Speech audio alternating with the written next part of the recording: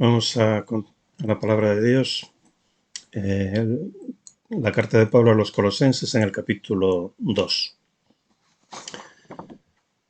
Dice allí en el versículo, vamos a ver solo el versículo, la primera parte del versículo 2. Vamos a leer desde el versículo 1. Porque quiero que sepáis cuán grande lucha tengo por vosotros y por los que están en la Odisea y por todos los que no han visto mi rostro en persona, para que sean consolados sus corazones, unidos en amor, hasta alcanzar toda riqueza de plena certidumbre del entendimiento, a fin de conocer completamente el misterio de Dios en Cristo. Estamos en el capítulo 2. Pablo va a advertir a los colosenses claramente contra los falsos maestros que enseñan falsas doctrinas, las cuales aún hoy están de actualidad. No hay nada nuevo bajo el sol, dice la Biblia. Y efectivamente no hay nuevas herejías que no se hubieran dado ya. En el capítulo 2, Pablo advierte contra las filosofías huecas, contra el legalismo religioso, contra el culto a los ángeles, contra el misticismo y contra el ascetismo. De todo esto va a hablar en este capítulo 2. Estas filosofías fascinantes, que fascinan, de origen humano, o lo que es peor, diabólico, producen alucinaciones espirituales, ofuscan, turban, confunden y engañan a los sentidos, a la razón y al buen juicio. Y a menudo son los jóvenes los que se dejan seducir y fascinar por las palabras persuasivas y atractivas de estos falsos maestros. Dice el versículo 1, porque quiero que sepáis cuán grande lucha tengo por vosotros. ¿Os acordáis? Lucha, agón, agonía. Era una lucha agónica la que Pablo tenía por los colosenses. Cuán grande lucha tengo por vosotros y por los que están en la Odisea y por todos los que no han visto mi rostro. Por todo, Pablo se está dirigiendo a las 3 iglesias que había en el Valle del Lico, allí en Turquía. Colosas, Hierápolis y la Odisea. Que no los habían visto personalmente. Pablo nunca había estado en esas iglesias de manera personal. Es decir, Pablo se dirige a esas 3 iglesias y, por extensión, se dirige también a todas las iglesias del mundo, incluida a nuestra propia iglesia. Y a continuación, en el versículo 2, Pablo menciona hasta 4 razones u objetivos por los que Pablo luchaba agónicamente a favor de las iglesias del Valle del Lico. Dice, lucho agónicamente por vosotros para que, en primer lugar, sean consolados sus corazones. En segundo lugar, unidos en amor. En tercer lugar, para alcanzar toda la riqueza de la plena certidumbre del entendimiento. Y en cuarto lugar, a fin de conocer completamente el misterio de Dios, Cristo.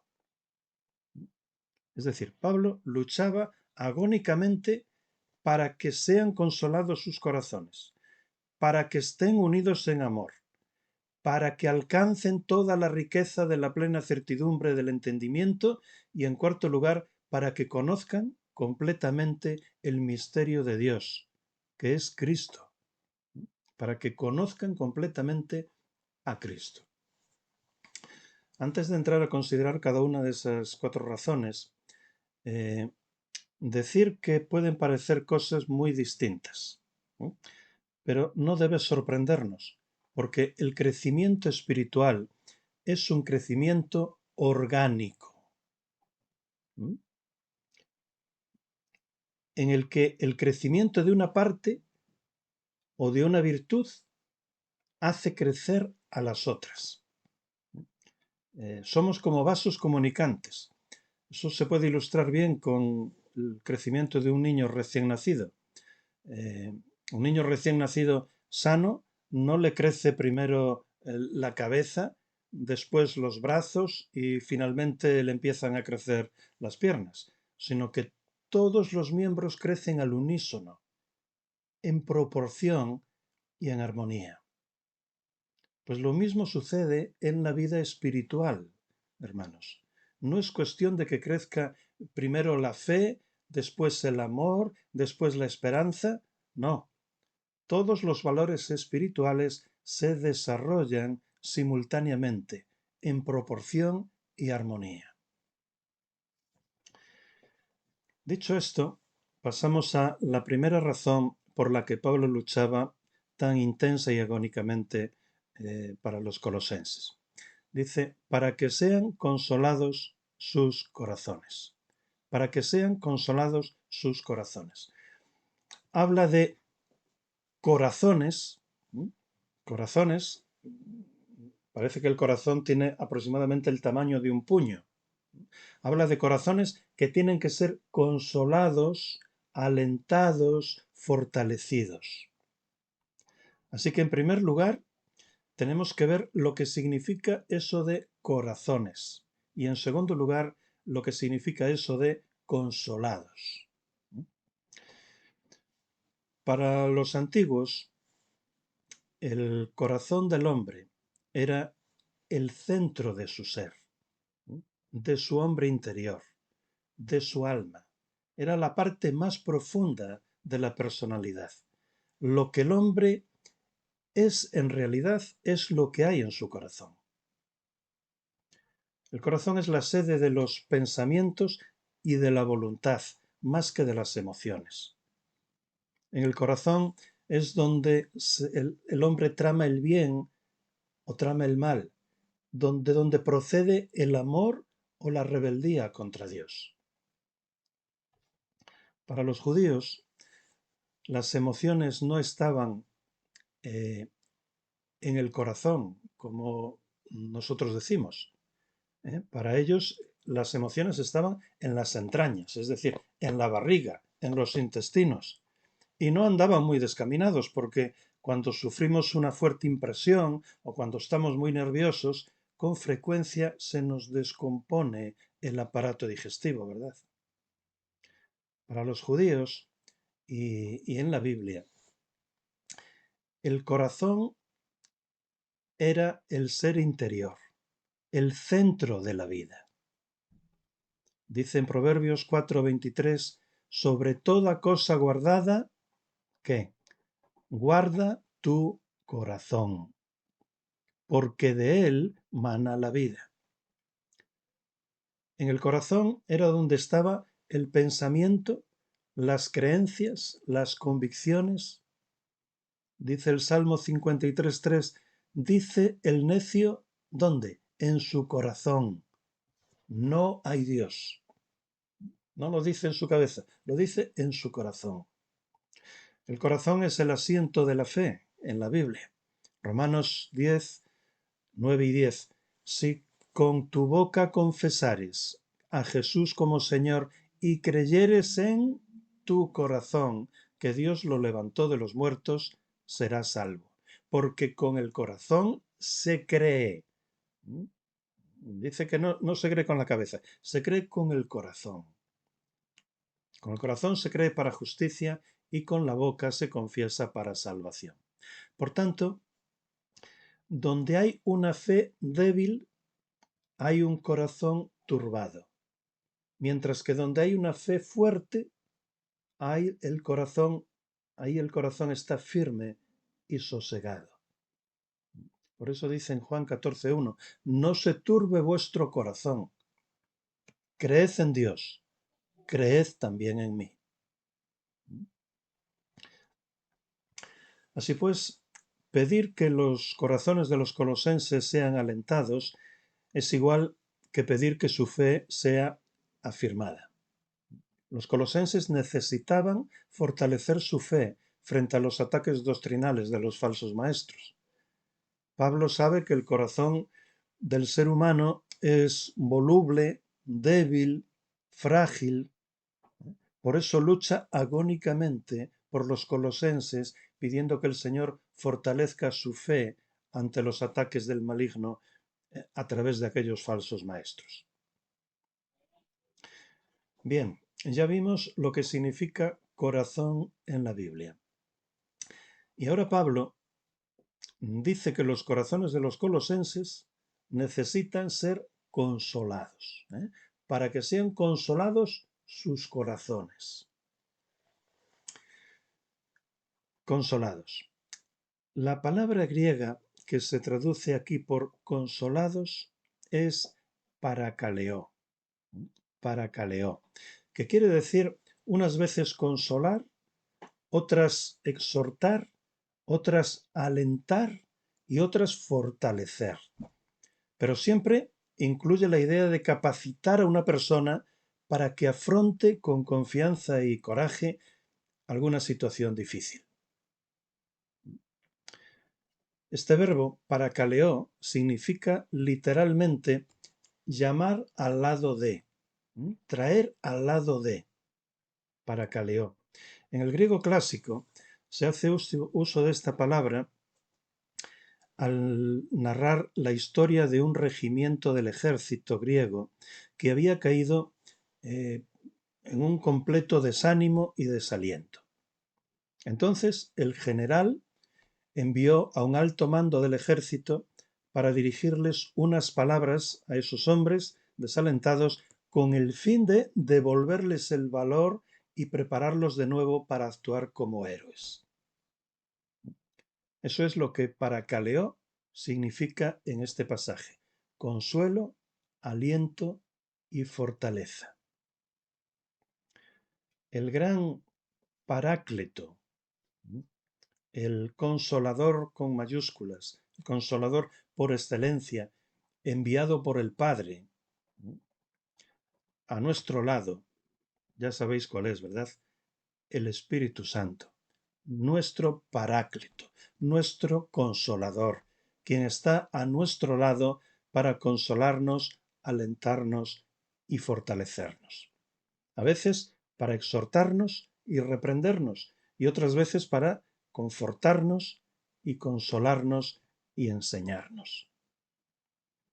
En Juan 14, 25 y 26, el Señor Jesucristo nos dice: estas cosas os he hablado estando con vosotros, pero el Paráclitos, el Espíritu Santo, a quien el Padre enviará en mi nombre, Él os enseñará todas las cosas y os recordará todo lo que os dije. Así que Pablo ora para que sean consolados nuestros corazones por medio del Espíritu Santo que nos fue dado, el cual actúa exclusivamente por medio de la palabra que él mismo inspiró y reveló. Hermanos, recordábamos hace un rato la triste situación de nuestros hermanos allí en Ucrania y anteriormente en Afganistán y en otras situaciones. ¿Cuánto necesitamos orar los unos por los otros de esta manera? Si hay una cosa que nos falta más que nada es que nuestros corazones sean consolados, alentados y fortalecidos, y que nuestra fe sea confirmada y afirmada. Porque nosotros también estamos siendo atacados y también somos débiles. Vivir en una sociedad que tiene una cosmovisión, una manera de pensar y de entender la vida radicalmente diferente a la nuestra, nos somete a un continuo bombardeo cultural, ideológico, psicológico, mental y emocional que es destructivo y que es insoportable.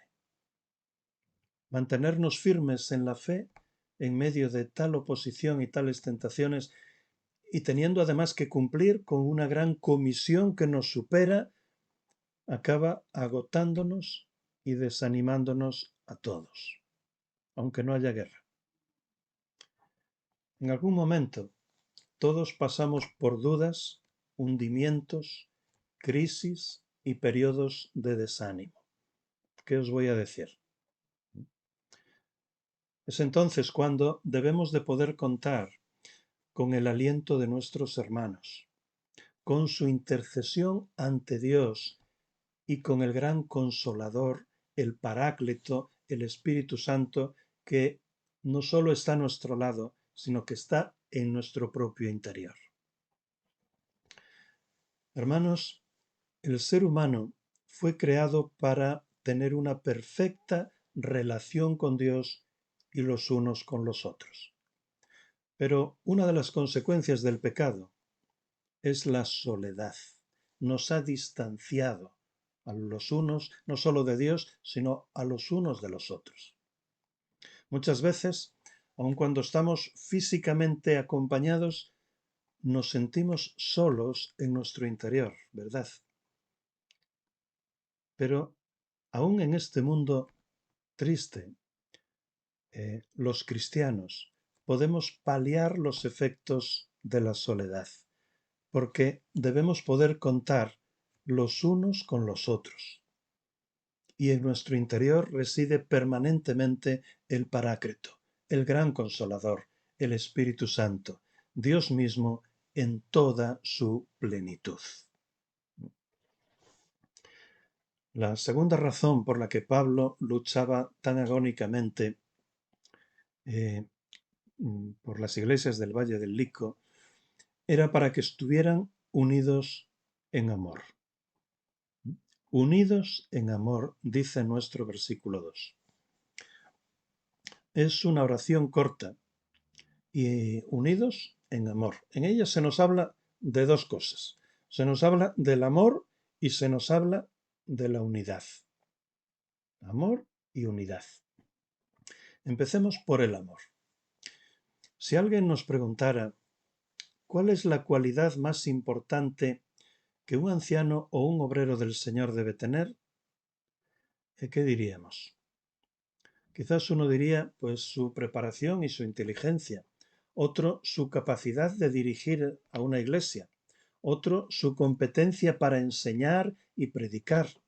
Otro, su santidad y su piedad.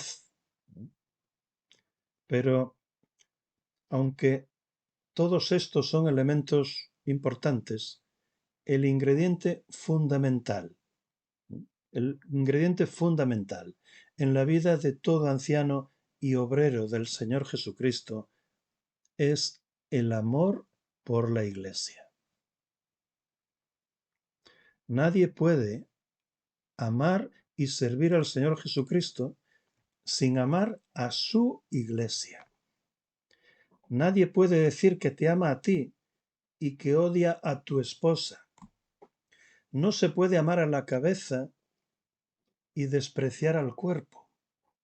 No se puede estar acariciando amorosamente el rostro del Señor y al mismo tiempo darle patadas en su tobillo. No se puede servir a la Iglesia sin amarla. Hermanos, tengamos mucho cuidado con esto porque me temo que, sin darnos cuenta, muchas veces pretendemos amar a Dios mientras menospreciamos, criticamos y dañamos a su Iglesia. Y no es excusa decir que la Iglesia es muy imperfecta. Sí, mientras estemos aquí en la tierra, la Iglesia será imperfecta. Será imperfecta porque está compuesta por ti y está compuesta por mí. Pero la Iglesia es el único cuerpo que el Señor Jesucristo tiene aquí en la tierra. Y es su prometida amada, con la que pronto se casará. Amar no significa sentir aprecio hacia las personas, sino más bien satisfacer sus necesidades de manera práctica. ¿Cuándo fue la última vez que hiciste un sacrificio por un hermano? Pues esa fue la última vez que lo amaste.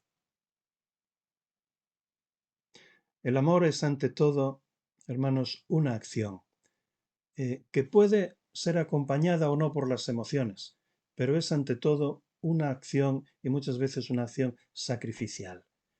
De manera que un corazón fortalecido es un corazón que ha aprendido a amar. Dice nuestro texto, para que sean consolados sus corazones unidos en amor.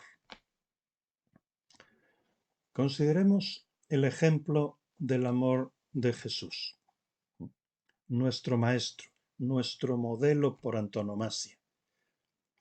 Él amó tanto a la Iglesia que entregó su vida por ella. Pablo les encargó a los ancianos de Éfeso en Hechos 20-28, volvemos otra vez a este texto, y les dijo, apacentad a la iglesia del Señor, la cual él ganó por su propia sangre, dio su vida por ella, por su iglesia. Amó a la iglesia hasta dar su vida por ella. En Efesios 5:25 dice que los esposos deben amar a sus esposas. ¿Pero cómo? Así como Cristo amó a su iglesia y se entregó a sí mismo por ella, entregó su propia vida. En Romanos 5:8 dice que Dios muestra su amor hacia nosotros en que, siendo aún pecadores, que lo somos, Cristo murió por nosotros, sin merecerlo. Siendo aún pecadores, Cristo murió por nosotros. El amor de Cristo por nosotros no era un amor sentimental, un amor sentimentaloide, sino que era un amor sacrificado y práctico, hasta el punto de morir por nosotros. Pues ahí tenemos el ejemplo. Así debe de ser también nuestro amor por la Iglesia. Bien, ya vimos el ejemplo del amor de Jesucristo. Consideremos ahora el ejemplo del amor de Pablo, que era un hombre imperfecto como nosotros. Pablo también tenía un amor profundo por la Iglesia de Jesucristo. Entregó su vida a su servicio, al servicio de la Iglesia, e incluso murió mártir por servir a la Iglesia. Pablo frecuentemente manifestaba su amor en las cartas que escribía a las iglesias. Por ejemplo, en 2 Corintios 12:15 dice, muy gustosamente gastaré y me desgastaré por vuestras almas, aunque amándoos más, sea amado menos. ¿Veis cómo el amor no era solo un sentimiento, sino una acción, un servicio sacrificial por la Iglesia? Repito, 2 Corintios 12:15. Muy gustosamente gastaré y me desgastaré por vuestras almas, aunque amándoos más, sea amado menos. Hermanos, fijaos bien, que dice gastaré. Muy gustosamente gastaré. Yo estuve tentado a traducirlo diciendo muy gustosamente me gastaré y me desgastaré, como si fuera algo reiterativo. Y posiblemente la idea de Pablo era esa. No creo que Pablo esté pensando aquí en el dinero. Pero preferí dejarlo así, como viene en el original, porque nosotros Nosotros estamos más dispuestos a desgastarnos que a gastar. Aunque realmente el desgaste, el desgastarse, implica también el gastar. ¿Ya me entendéis? Acordamos lo que dijimos al principio en la introducción. Somos como vasos comunicantes, ¿eh? En la vida de un cristiano sano, todas las partes, todas las virtudes crecen igualmente. De manera que quien estudia mucho la Biblia también ora mucho. También se reúne y participa mucho en la iglesia. También evangeliza mucho. También tiene mucho gozo y paz. También ama mucho y también da mucho. Así que hay muchas maneras de medir la espiritualidad, la vida espiritual de una iglesia. Y una de ellas eh, es ver la bolsa de las ofrendas. ¿Os acordáis de esta bolsa? Hace 2 años que no la vemos, desde que empezó la pandemia.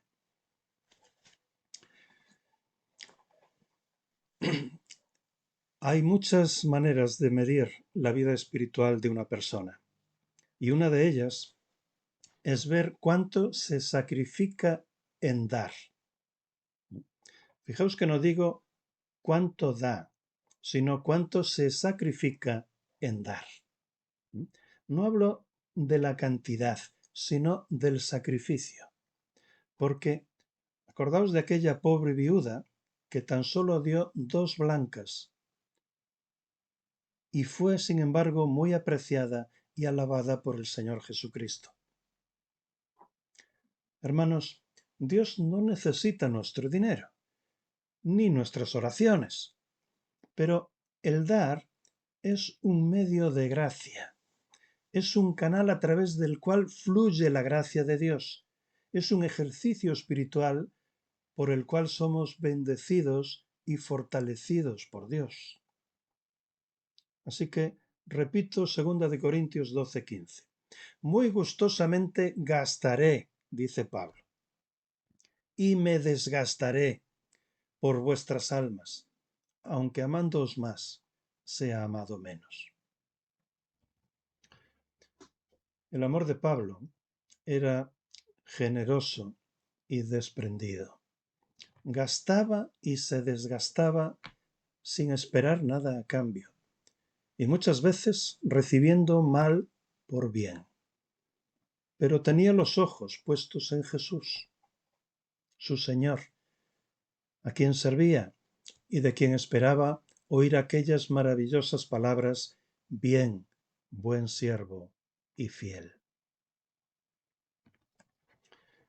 El amor de Pablo tampoco era discriminatorio ni excluyente, pues amaba a toda la iglesia, a los blancos, a los negros y a los grises, porque en la iglesia de Jesucristo cabemos todos. Él además amaba no solo a quienes conocía de manera personal o a los cercanos a él, sino que también amaba a los que nunca habían visto su rostro y estaban lejos, como los colosenses. Como lejos están de nosotros los ucranianos, los hermanos ucranianos que nunca hemos visto. Esta clase de amor generoso y desinteresado y sacrificial debería ser la característica distintiva de todo creyente. ¿Y por qué amaba Pablo de esta manera a la iglesia de Jesucristo? ¿Por qué lo hacía? Porque su amor por la iglesia reflejaba su amor por Cristo mismo, quien es la cabeza de la iglesia, quien es su Salvador y su destino eterno. Hermanos, repito, no se puede amar a Jesucristo sin amar a la Iglesia, a su Iglesia. Quisiera también hacer referencia, otra referencia más, a la relación entre la fe y el amor. La fe y el amor. Ya vimos cuando comentamos Colosenses 1:14 que la fe en Cristo debe conducir al amor por todos los santos. De modo que podemos cuestionar la autenticidad de la fe de una persona que no ama a sus hermanos. Oigamos la palabra de Dios que en este aspecto es clara y transparente. Dice, por ejemplo, en Santiago capítulo 2, versículos 14 al 20. Hermanos míos, dice Santiago, ¿de qué aprovechará si alguno dice que tiene fe y no tiene obras? ¿Podrá la fe salvarle? Y si un hermano o una hermana están desnudos y tienen necesidad del mantenimiento de cada día, y alguno de vosotros les dice, id en paz, calentaos, saciaos, pero no les dais las cosas que son necesarias para el cuerpo, ¿de qué aprovecha? Así también la fe, si no tiene obras, está muerta en sí misma. Pero alguno dirá, tú tienes fe y yo tengo obras. Muéstrame tu fe sin tus obras y yo te mostraré mi fe por mis obras. ¿Tú crees que Dios es uno? Bien haces, pero también los demonios creen y tiemblan. Mas quieres saber, hombre vano, que la fe sin obras es muerta. Y Juan, en 1 de Juan 3:10, ratifica esto y nos dice, en esto se manifiestan los hijos de Dios y los hijos del diablo. Todo aquel que no hace justicia y que no ama a su hermano, no es de Dios. Entonces, ¿qué es? Un hijo del diablo, no de Dios. Y 1 de Juan 4:7 y 8. Amados, amémonos unos a otros, porque el amor es de Dios. Todo aquel que ama es nacido de Dios y conoce a Dios. El que ama, efectivamente, es nacido de Dios y conoce a Dios. El que no ama no ha conocido a Dios. ¿Por qué? Porque Dios es amor.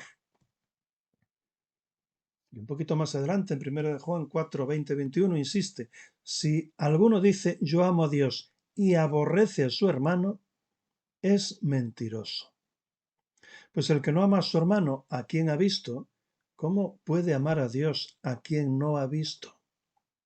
Y nosotros tenemos este mandamiento de él, el que ama a Dios, ame también a su hermano. No dice a los hermanos buenos y cariñosos, dice a todos. Hermanos, no puede existir una verdadera iglesia sin amor. No puede. El sistema de gobierno de una iglesia o el orden de los cultos, eso no es lo más importante. Si se canta de una manera o se canta de otra, eso no es tan importante. La única señal que identifica inconfundiblemente a una iglesia verdadera, ya sabéis cuál es el amor a Dios y a los hermanos. Cuando muere el amor, muere la iglesia.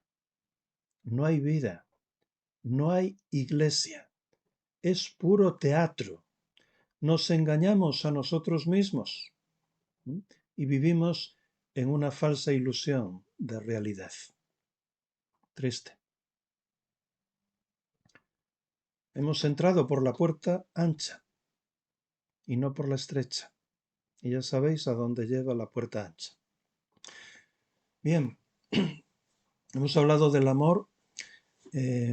Ahora vamos a hablar de la unidad, más brevemente.